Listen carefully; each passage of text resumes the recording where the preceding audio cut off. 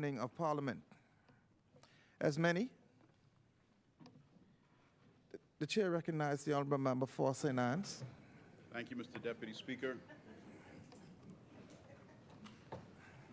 Mr. Deputy Speaker, before I get into the content of my contribution today, I'm hoping that somebody will be able to look into the replacement of the clock here in the House, and that these shutters, the House of Assembly building just had either a $1 million facelift upgrade or a $3 million facelift upgrade, but I counted 8 shutters, probably 5 shutters in total that have just been banging and banging and banging in the House this morning.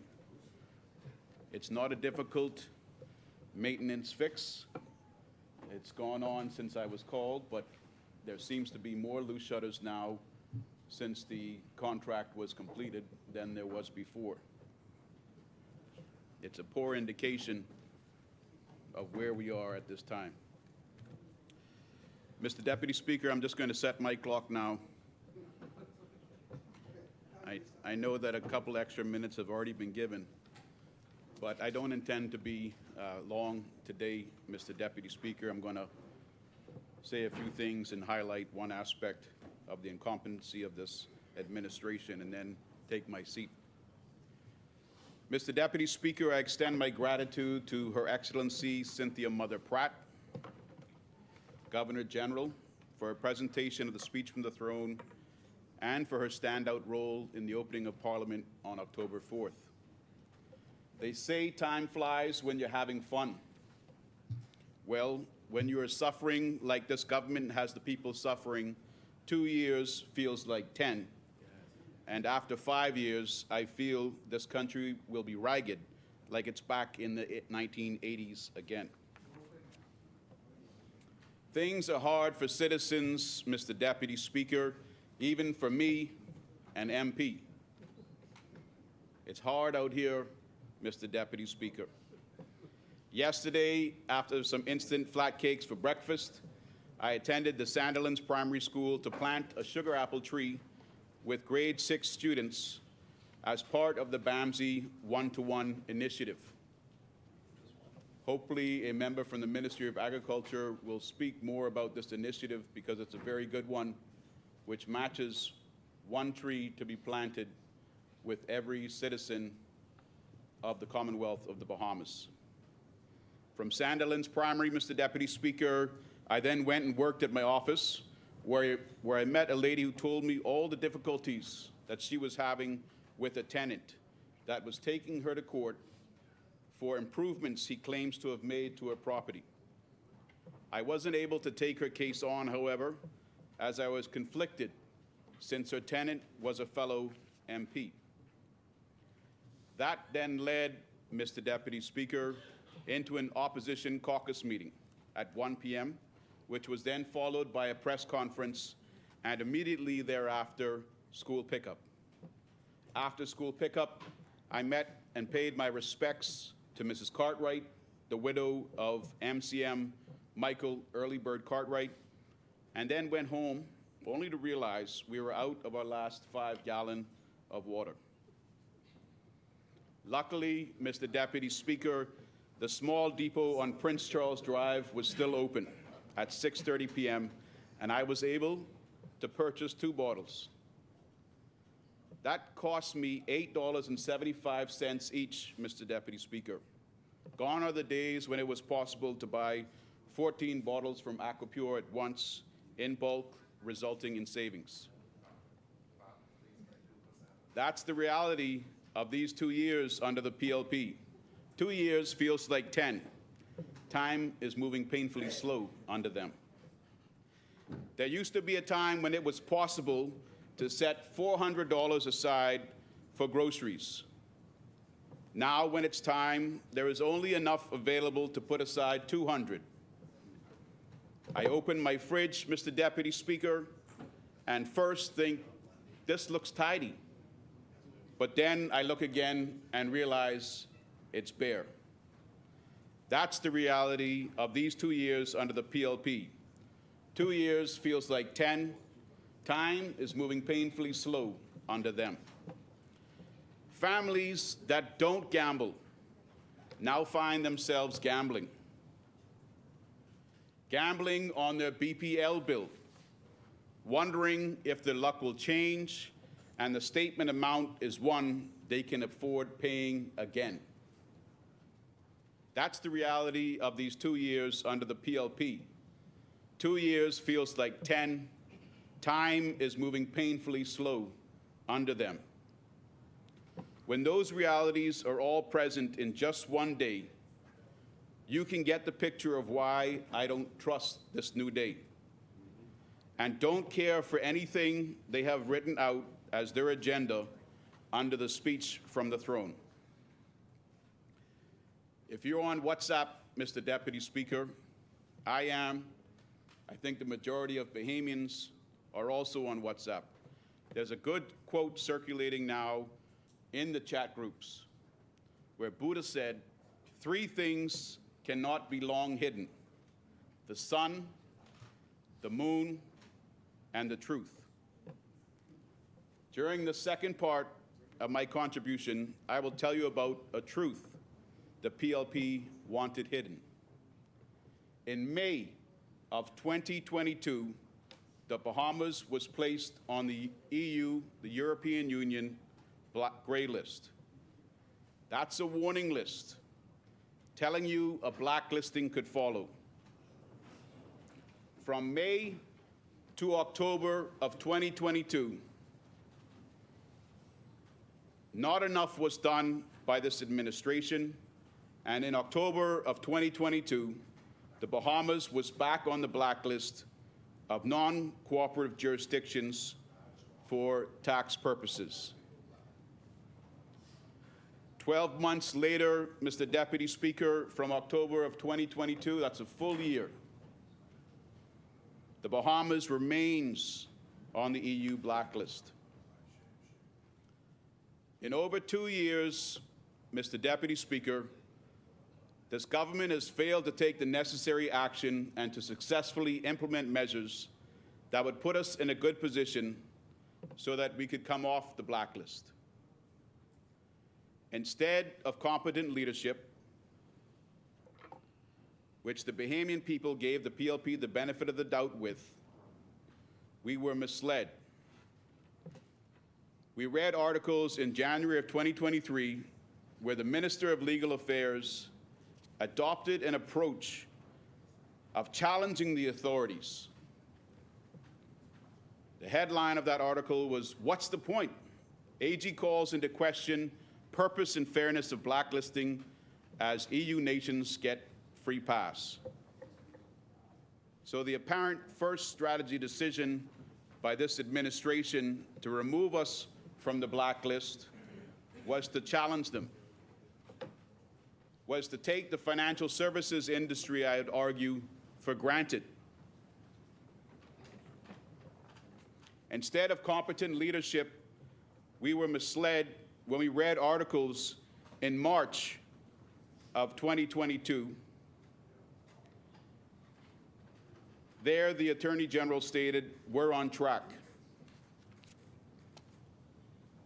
The headline of that article read, "Government hopes to have country off EU blacklist by year end." It went on with a quote from the Attorney General to say, "We're well on track, as you would have heard in my speech, to putting in a new portal and new implementation of economic substance reporting." Unfortunately, the prior attempt was not adequate. So in March of 2023, the Attorney General was acknowledging that the efforts to keep us from going on the blacklist were not adequate, but he was hopeful that we would be off the blacklist by year end. Instead of competent leadership, Mr. Deputy Speaker, we were misled when we read articles about the Prime Minister being in Brussels flexing his muscles in July of 2023 at a European Union Community of Latin American and Caribbean State Conference, he told the European Union to remove their economic feet off our necks. To remove your economic feet off our necks. These are the strategies of our Minister of Finance, our Prime Minister, and our Attorney General, our Minister of Legal Affairs. Instead of competent leadership, we were misled again when we read an article in July of 2023 titled, "Pinder will be off the EU blacklist in November." Well, what in the PLP first-class flying world was really going on, Mr. Deputy Speaker? What in this PLP first-class flying world was really going on, Mr. Deputy Speaker? This month, October, the Bahamian people have waited an entire year with anticipation built right up. We found out that no, we weren't being removed from the blacklist. There was a press release issued by the government, Mr. Deputy Speaker. And that press release is dated the 17th of October, titled Update on the Revised EU List of Non-Cooperative Jurisdictions for Tax Purposes. I didn't see the Prime Minister's face with this article, Mr. Deputy Speaker, as I saw when he was waving and smiling in Brussels before he told the European Union to take their economic feet off our necks. I didn't see in this article on October 17th, the face of the Attorney General, the Minister of Legal Affairs, speaking to the fact that we were not being removed from the EU blacklist. The article reads, or the press release reads, Mr. Deputy Speaker, the European Union revised list of non-cooperative jurisdictions for tax purposes was released today. The Bahamas was listed as one of those jurisdictions, remaining on the EU's list of non-cooperative for tax purposes. And in the final paragraph that I'll read from there, it states, the EU's determination was based on the recommendation of the OECD's Forum on Harmful Tax Practices meeting held in April of 2023. Before many of our reforms for economic substance were implemented. Mr. Deputy Speaker, the conclusion for the Bahamas to remain on the European blacklist was based on an April 2023 assessment, a meeting held in April. When that press release came out, Mr. Deputy Speaker, the hidden truth came out. We found out that the Minister of Finance and the Minister of Legal Affairs weren't the ministers to believe on this. We found out that we shouldn't have stood behind them. They made an absolute mess of the process. The country wasn't backing the right ministers while we sat back and took them at their word. You could argue that they had no clue. If they had a clue, Mr. Deputy Speaker, how from April of 2022 could they be telling us in July that we would be removed from the list? If the list removal was based on a report from April of 2022. All of that time, nothing was going to change. Do we not have foreign diplomats, Mr. Deputy Speaker, that work on these international relationships? Do we not have a Ministry of Foreign Affairs Mr. Deputy Speaker, how is it possible that the Minister of Legal Affairs can tell us not once, but multiple times, that we can expect to come off the blacklist this October, when in actual fact, nothing was changing the mind of the European Union? The EU didn't like what they saw under the PLP in May 2022, when they put us on a gray list, and they definitely did not like what they saw under the PLP in October of 2022, when they put us on the blacklist. And our government shouted to the world that the EU was standing on our necks.